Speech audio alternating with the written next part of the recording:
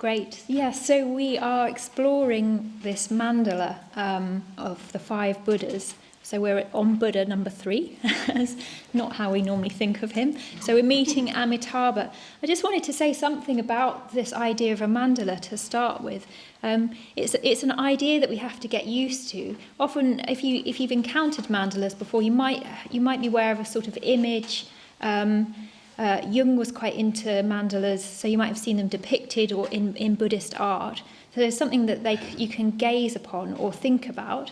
But what I think we're actually doing here is entering into a mandala. So really, for a mandala to work, we need to enter into it. It's not a thought experiment. It contains concepts, but it's something that we need to enter into. And I can see that that's been happening. I can see that by the way that people have been responding to what Amala Yodin was talking about when we first got here, when we met the Buddha at Akshobhya, and this really powerful talk on friendship, where we found out the meaning of mirror-like wisdom, which is sort of so easily misunderstood, and I can see your responses to that, and these questions, real life questions of like, how can we properly love people when we're attached to them? How can we properly love people when we're attached to them? And then following from that was Gauravati's talk yesterday, where we were really invited to appreciate everything that we've been given. And once we sort of start on that, it's an endless kind of stream, really. It's not to say that everything in our lives, we've got to pretend that everything in our life is peachy and easy and that we don't have to face those struggles. But if we're in touch, and I can see this happening, I can see people reflecting, talking about it over a dinner table, like what effect deliberately cultivating appreciation has on our minds. So I can just sort of have a sense that by now in the retreat, we are in the mandala, and we're now ready to meet the Buddha Amitabha. So here he is. Actually, Amitabha's been on the shrine the whole time. So we've got 2 now. So that this stone figure, beautiful stone figure, which is I think it's a replica of Indonesian Buddhas at Borobudur site, which I was lucky enough to go there when I was younger, actually. So he's been sitting there serenely meditating this whole time, and then we've got this colourful image and this beautiful, rich, vibrant shrine to gaze upon as well. Yeah, one more thing I want to say actually. So we talk about the mandala of the 5 Buddhas, but another way, the other name that this has is the 5 jhinas. And the word jhina means conqueror. So these are 5 figures that have conquered the powers of greed, hatred and delusion, and are now free of these poisons. That's what they're known as in Buddhism. So there's this kind of heroic feeling to the name jhinas, this heroism in these figures, which invites us to enter into a heroic quest as well. Heroically facing whatever our minds present, and like Gauravati was saying yesterday, taking responsibility for the content of our minds. Yeah, so maybe a little bit more about the shape of a mandala. So we've been learning that it's a circle, which means that there's something in the centre. Yeah, so maybe what I want to say, maybe I want to backtrack a little bit. A mandala is a metaphor. When we're talking about Buddhism, when we're talking about what the Buddha realised, we can only use metaphors. We can't convey with words and concepts the enlightenment experience. If we could do that, we could all read a book, become enlightened, and that would be really simple, yeah? But that's not happened to me anyway, yet. I haven't read the right book. I should probably read more Dharma books. I like novels. So we're using metaphors, and metaphors are beautiful because what they do is they evoke something that we know, and then they allow us to expand that knowledge. So if we use the metaphor of a mirror, we can think about the mirror. We know what a mirror does, and we can load it with qualities and imagery and sort of make it more magical. So the mandala is a magical metaphor, but with any metaphor there are limits. So it always needs correcting. And this is why a circle is so good, because it contains these opposites. So in order to create the circle, you have the centre, but you also need the circumference, and you need the points on the circumference to infer what the centre is. So we have this inference, and let's say that the inference is enlightenment, and then we can't know what that is. We can only explore it from the outside and face in. And by looking at the symbols, the colours, the qualities, we can start to get closer and closer to the centre. And as we apply them and reflect on them more deeply in our Buddhist life, that inference becomes more palpable, less of an idea and more of a lived reality. So this inference requires correctives, and you'll find lots of almost paradoxical things as you start to practice Buddhism, but you'll definitely find opposites. So how we've got the two main opposites let's not say opposites, distinctive qualities that you need to cultivate, and that's wisdom and compassion. So this is what Buddhism, if you're going to essentialize it into two things, you're going to say Buddhism is about wisdom and compassion. And maybe that's the metta bhavana, where we're opening our hearts, and the mindfulness of breathing, where we're learning to discern our mental states and learning to steady our awareness more and more deeply. So we have these correctives, and each of these Buddhas helps us to enrich the metaphorical significance of the other. So if we have Akshobhya, and then we learn about Ratnasambhava, Akshobhya's qualities become sort of enriched by the next one, and the same goes with Ratnasambhava's. So his wisdom is informed by Akshobhya's. So we're sort of going to be seeing where some of these opposites come. And the reason we need them is because we can so easily grasp onto things and think we understand. That's what we want to do. A world understood is a relaxing world. And we so rarely understand, which is why we're so rarely very relaxed.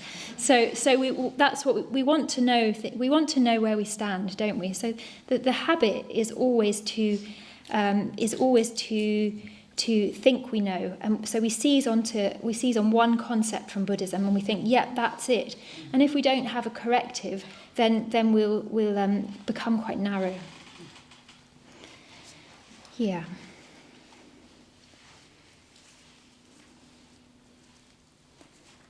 So on Monday? No, it wasn't Monday. Anyway, I don't know what day of the week. Let's say we started on a Monday.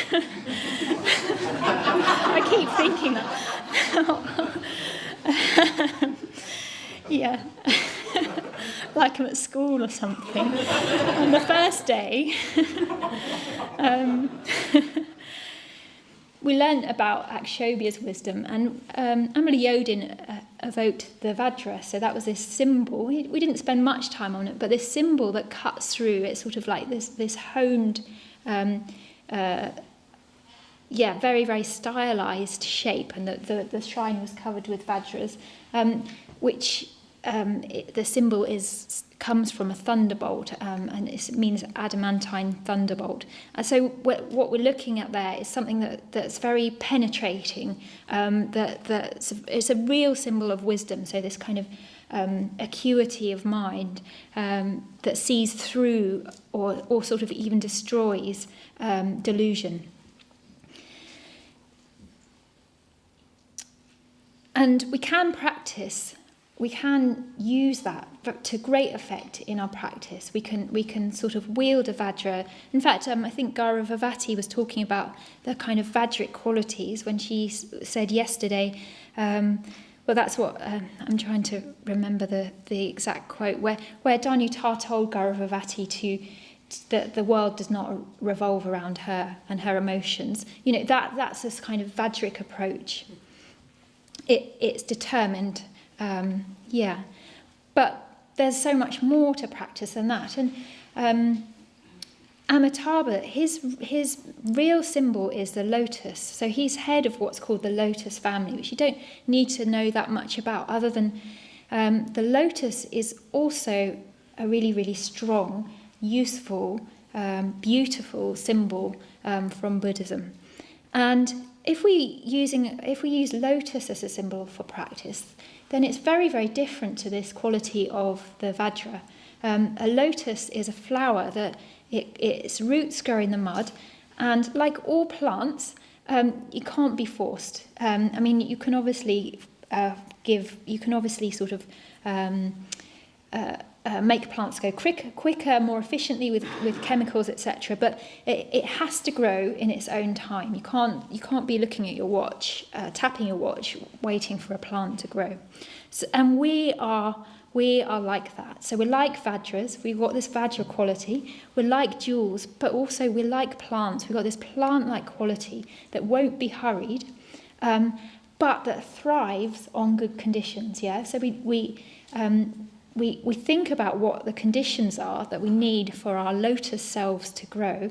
We give the conditions for that, and then we just watch and wait and enjoy the process of growth. We just enjoy, the first kind of, I don't know if you've ever planted anything, and it's so sweet when the first seedlings just pop through the earth, and they're so vulnerable, aren't they, and so tiny. And a lotus flower will just open in its own good time. Yeah, when the sun is warm, it'll just slowly open, and we can just enjoy that.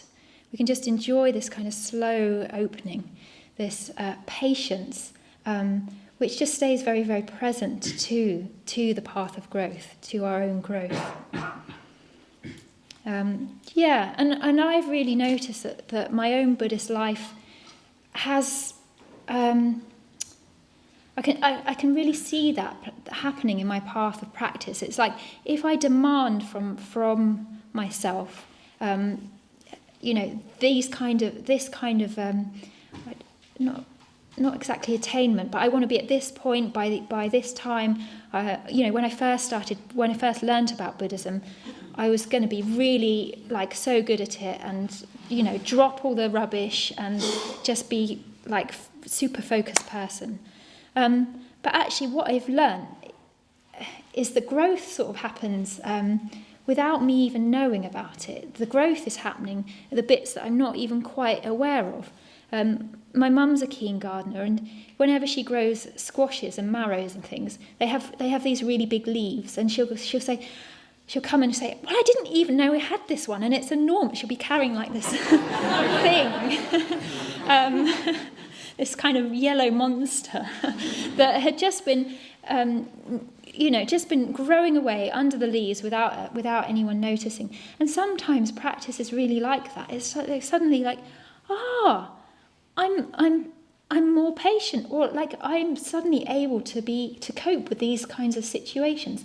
I have changed, and I didn't even know that that's what was happening. Yeah. And that's one of the delights of practice. Actually, is finding that marrow under the leaves.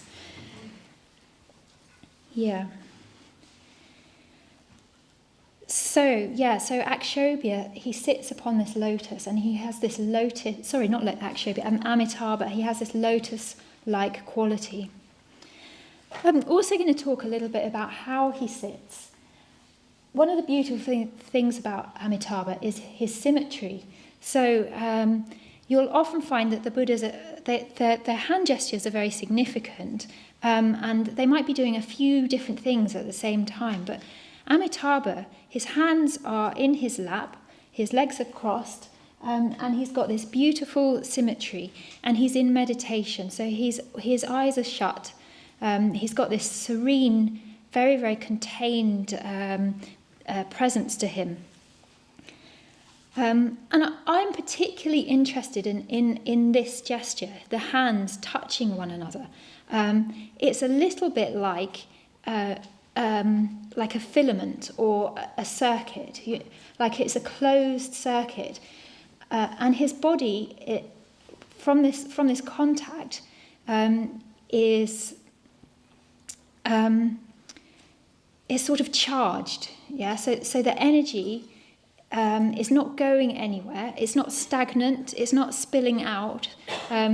It's not sort of flaring up. There's this even energy in his whole body, which is kind of a charged, glowing, sort of filament, glowing, radiant energy. Energy flowing freely, but not wild. Completely self-contained. So not in need of anything from external. Just self-contained. And then this glowing colour is sort of, he's a deep red colour, which maybe we'll explore some of the qualities of red in a minute. But one thing it particularly reminds me of is embers. And the embers come after the fire has flared up, after it's flickered. And when a fire is really blazing, it's a bit unpredictable, isn't it?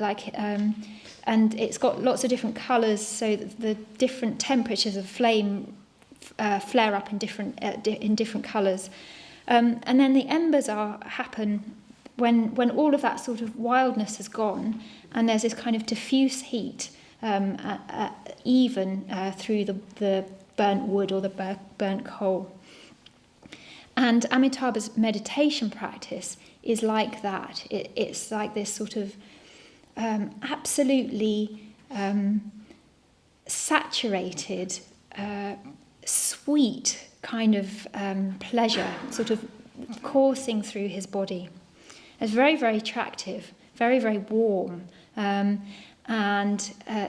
just sort of radiates out. And maybe sometimes when you've been meditating, you've sort of touched into that sense of, like, for some reason, just today it feels really, really good to sit. You just sort of find that sweet spot where everything's just a little bit easier and you don't feel the need to fidget, etc. So Amitabha is where that can take us. That kind of sweet spot can take us. Yeah, so let's say more about this red colour. Why is he red? Why indeed? So red is it's a really exciting colour, isn't it? I mean, it's such a potent colour, and it's one of the few colours that appear in fairy tales, I think. Red is blood. When our body's red, it's usually a physical response that we can't control. So we often don't want to be red because it's sort of giving us away despite ourselves, like we might be embarrassed, a bit hot. It sort of shows a bit of discombobulation, doesn't it? If we're a bit red, we sort of want to be a bit cool and serene. Yeah, so red also associated with arousal, anger, excitement, and passion. So it's got all these kind of vibrant emotional qualities. Sometimes it's a warning. One of the main things I was thinking is it's attractive. It attracts our attention. So red, that's why we have warning signs that are red. It attracts our attention. And with Amitabha, the red is really an association with fascination. So it is this attractiveness, this it's like beguiling quality of redness. So Amitabha is a Buddha of attraction, of fascination, of sort of drawing us in. So that's really interesting, isn't it? Fascination, attraction, even craving. This is what's being evoked by the colour red. Even desire. And are we meant to be talking about these kinds of things on a Buddhist retreat? Isn't it meant to be that we're meant to be getting rid of these things? That we're meant to be calming down our craving, calming down our desire? So what the Buddha taught, that this was one of the things that he talked about very, very often, was that he saw that human beings had been pierced by this dart of craving, and that in order to find peace and freedom, we need to pull that dart out. So why have we got a figure, a Buddha figure that's sort of almost like titillating in its kind of beguilingness, when we're meant to be pulling this dart out? Yeah.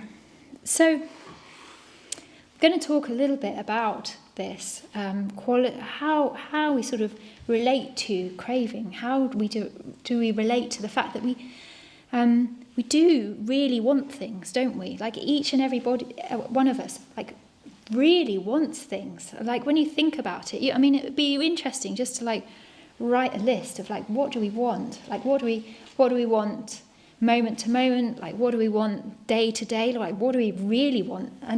And not to sort of give Buddhist answers, like not to give the good answer, but like really say like, what do I spend my time wanting?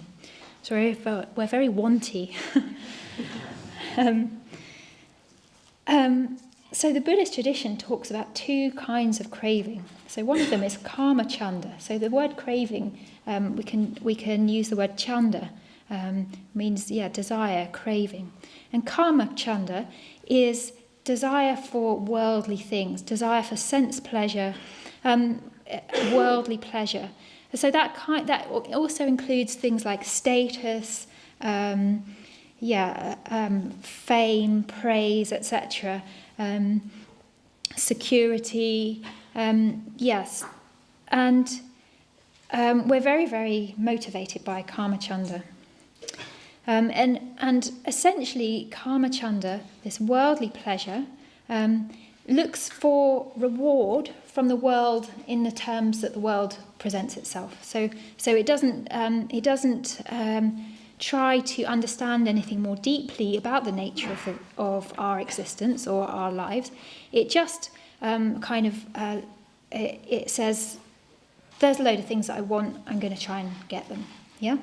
And I'm going to try and keep getting them and just make my life as comfortable, or not everybody's motivated by comfort. Sometimes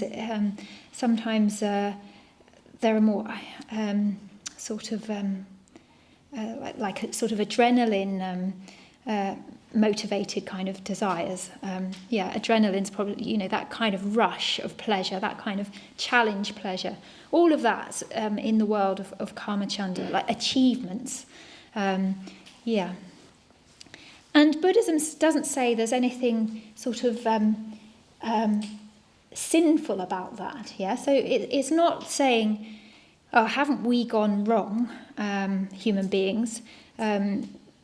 What it's saying is that doesn't seem to actually turn out that well.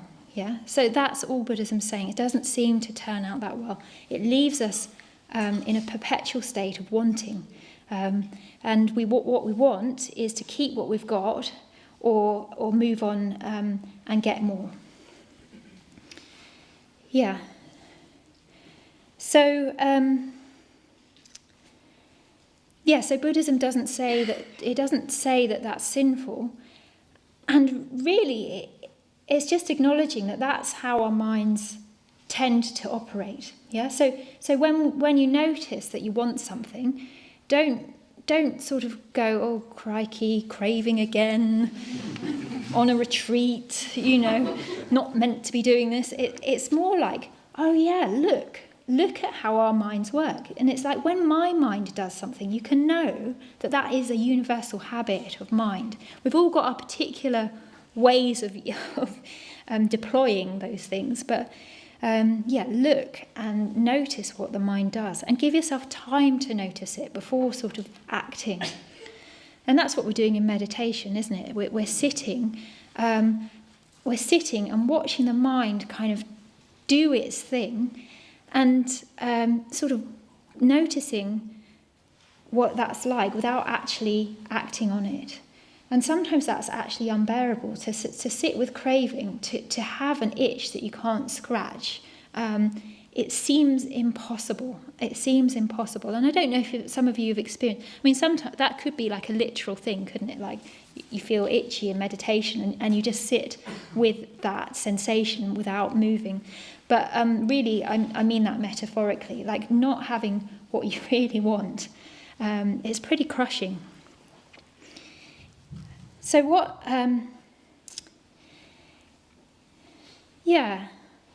maybe I'll say, so it's difficult, it doesn't work out that well, and we expend a lot of energy on our craving, but there's something deeper than that. One of the things that happens as well, say if you want something, and there's only one of it, and someone else wants it too. So then what happens? It's not only that you've got this craving, but suddenly you've got a rival, job, lover, croissant, etc.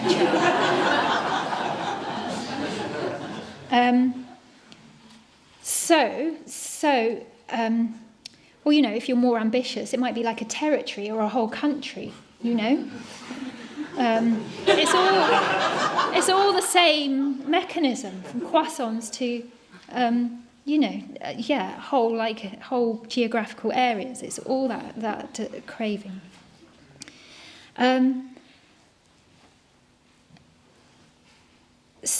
So then we start acting unethically. We start sort of pushing and shoving each other to get to that thing, or doing sneaky things, etc.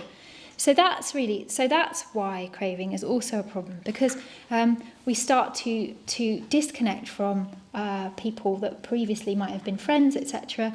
Because you both want that croissant, and suddenly it's like, but also you can't show it. You can't show how desperately you want it, so you have to. Anyway, thinking about breakfast this morning. But there's something even deeper than that, and it's to do with the fact that the way we perceive things as things to be drawn to our identity or pushed away, and this very mode of perception is the basic delusion, and it causes this underlying tension. So even if you manage, let's say, some people seem to be really good at life and really able to sort of live comfortably, quite successful, and also seem to be very sort of graceful and not kind of have to push and shove for things that they want, and also sort of quite graceful at not getting what they want. So maybe you sort of perfect that. You sort of become very sort of well-mannered and you find life much more easy. You can move through the world without these sort of tensions. There's still a deeper tension, and that tension is that you still view yourself as separate from the world, and it's a kind of feeling that we have that sort of makes us feel incomplete. It's a delusion that means that we don't deeply understand how connected we are to life, yeah? And so even if we're very, very good at managing our life, there's this unease. Even if you're in a very, very blissful meditation, that it's possible to discover this sort of unease of not being enlightened, of not your mind not totally being in line with how things are. So those are sort of the levels of the problems of craving. Okay, so far so good. So we know why we don't want to keep craving. So what's Amitabha got to do with this? Why is he glowing red? Well, maybe to put a positive slant on craving, is that it shows that we're alive. Yeah. So when we want something, there's energy, isn't there? That there's a sort of moving towards, we're not indifferent to what happens to us. It sort of it activates ourselves to sort of to move through life. I'm thinking that one of the most particularly strong cravings is of course falling in love, when we really, this is what Gauravavati was talking about, when we really fall for someone, like our whole being suddenly becomes completely orientated to this one object. Even if you're the sort of person who can't focus on one thing for more than 10 minutes at a time, suddenly if you fall in love, then suddenly you're able to sort of keep this person in mind the whole time, and suddenly you're able to sort of be very, very loyal to them and orientate yourself around them. So there's something quite exciting about this aspect of falling in love. And one of the things that also is that we won't settle for anything less. We just want that person. And when we're sort of, our attention is required elsewhere, it's very, very reluctant to go there. We really just want to orientate around that person.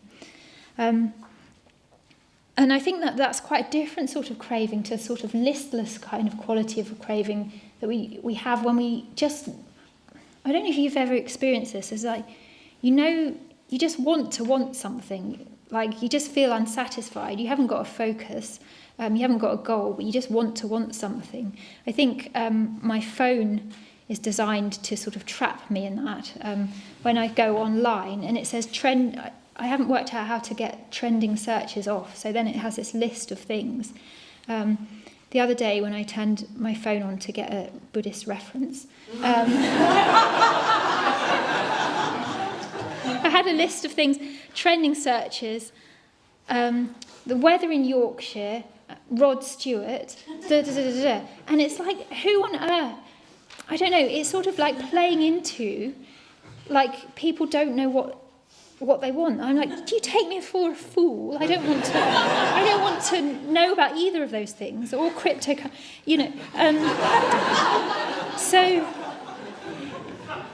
there's this kind of space, isn't there, where we know we want to want something, and then the internet, whoever that is, kind of gets in there and goes, maybe it's Rod Stewart.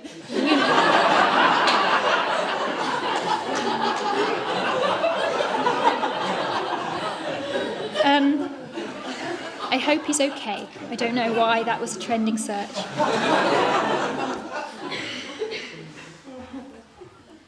Yeah, so it's a bit more it's sort of a bit more, in a way, it's a little bit more dharmic, I would be rash enough to say, to fall in love and to sort of be awakened by someone, by an object. But the best kind of falling in love is falling in love with the Dharma. And that's quite, that takes some time, I think.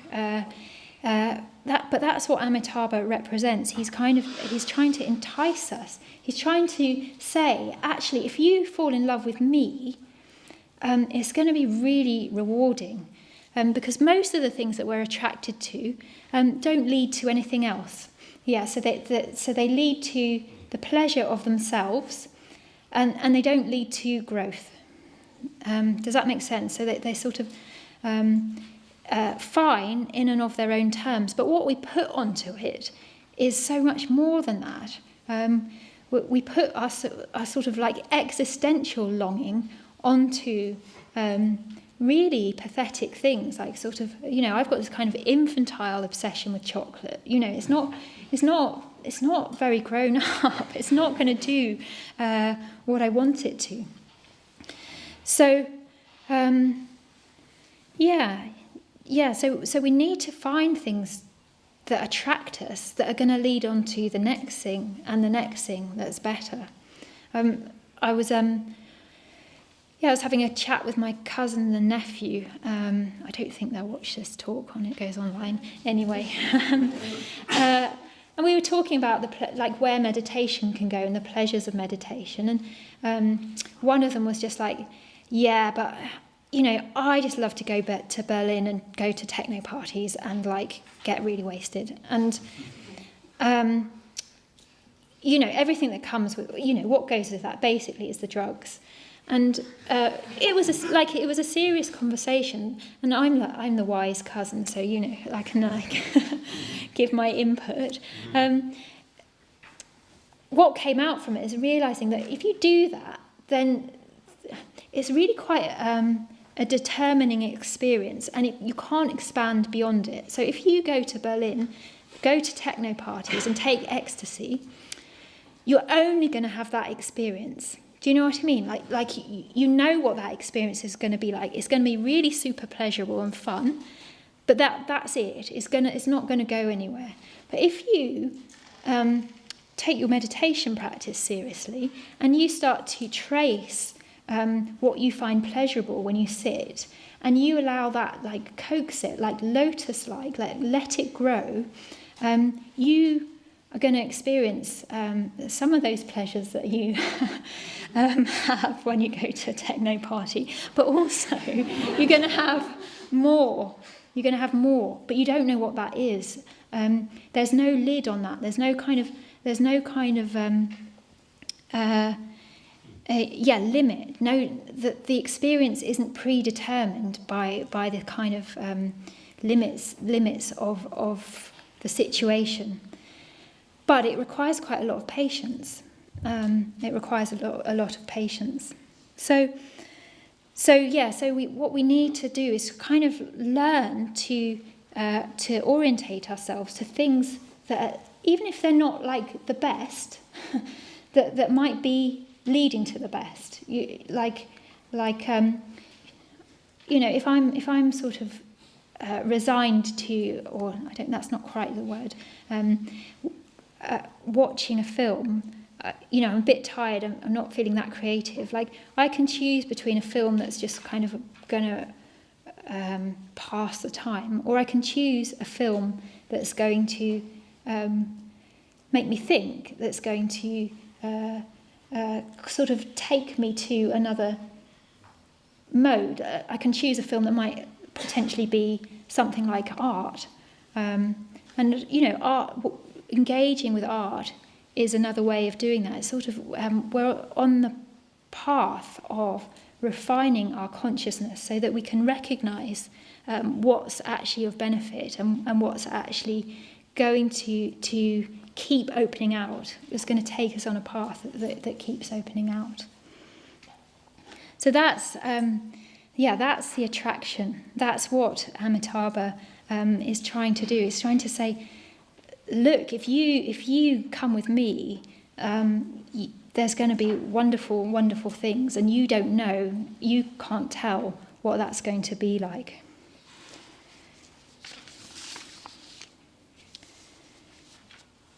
So what I was saying is that there's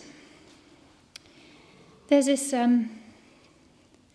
we have to learn to discern and sort of think about our, or even on this retreat, how am I going to engage? What kind of conversations do I want to have with people?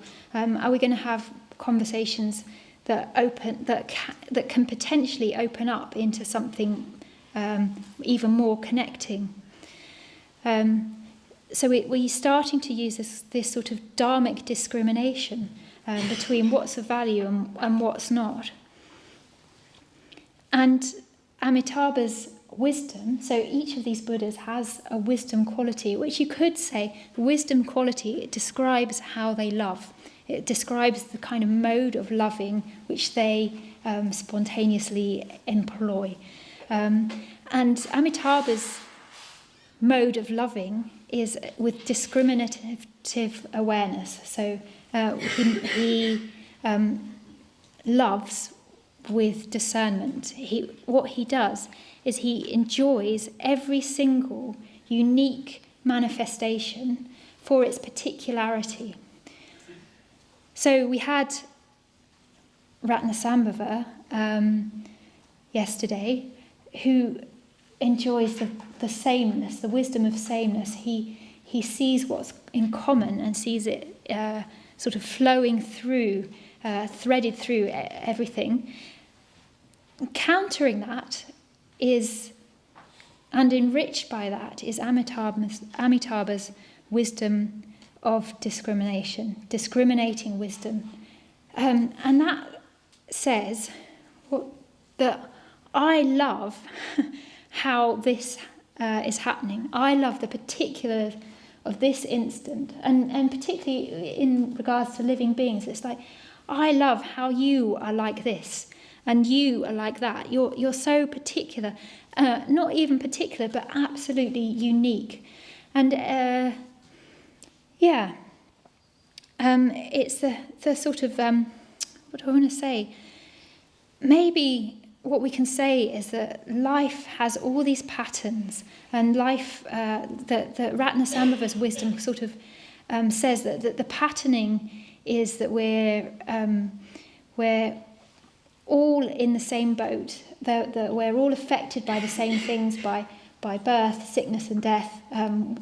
And within that patterning is a whole lot of surprise. And that's what Amitabha says, is that you can't even know, like we can't even know who we're with now, and what every single one of us could be. We can't even know. What am I trying to say? Maybe I'll use a metaphor. So I teach drawing sometimes, observational drawing, and what I want mainly students to know is that they don't know what anything looks like. So if I'm teaching life drawing, we have a model in front of us, and everybody thinks they know what a leg looks like or an arm, until they see their drawings of a leg or an arm, and then they realise that they don't. And the way to find out what a leg or an arm looks like is to not have that preconceived idea. Is just to completely put your attention on what you're seeing and allow it to surprise you. And in a way, you have to even sort of drop the label leg, arm, foot, toes. That just makes it difficult. But what you can see is something mysterious happening before your eyes, and you've got to find a way to translate that. You've got to find a way to record that act of looking. And that's what a good drawing is when the presence of attention allows for surprise. It doesn't carry knowing with it. It doesn't carry preconceived notions. It sort of carries innocence and wonder. So a good drawing says, who could tell that this was going to happen when I looked for this long? I didn't know when I started this drawing that I was going to see this. And a good drawing records that, and the viewer can share in the wonder. Yeah? So that's something like what Amitabha's love is like, is this wonder for the uniqueness, the particularity of all of us here. And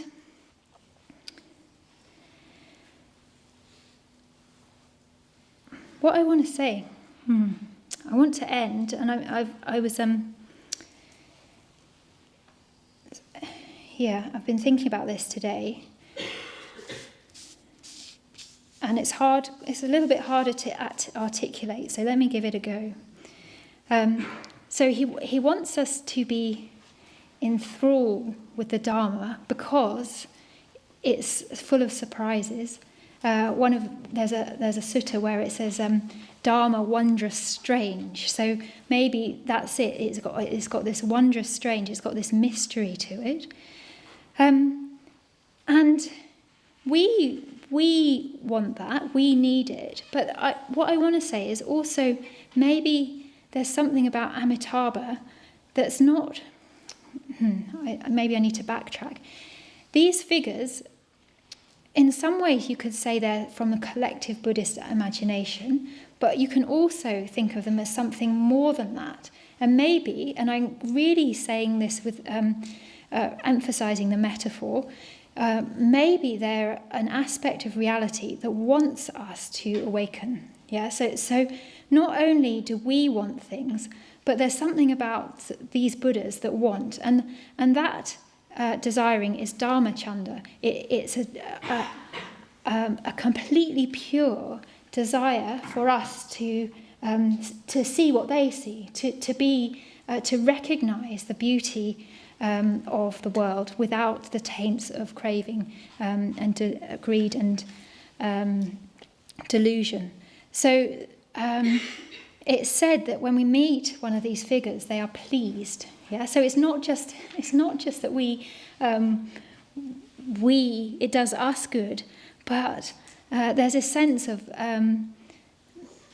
and I'm just sort of imagining now, because I don't know what it's like to be a Buddha, but there will be a sense they're not indifferent to what beings do, and that love wants us to not only see and partake in the beauty and wonder of the world, but to grow into that mysterious, ever more unique patterning ourselves to become, not only just to recognise beauty, wonder, glory, but to become beautiful, wonderful and glorious too. And if we can do that, if we can look towards Amitabha, whose time of day is the setting sun, which is, the sunset is the time that we can look directly at the sun. That's when we can actually become enthralled to something that will be entirely good and entirely reliable and entirely growthful. Okay.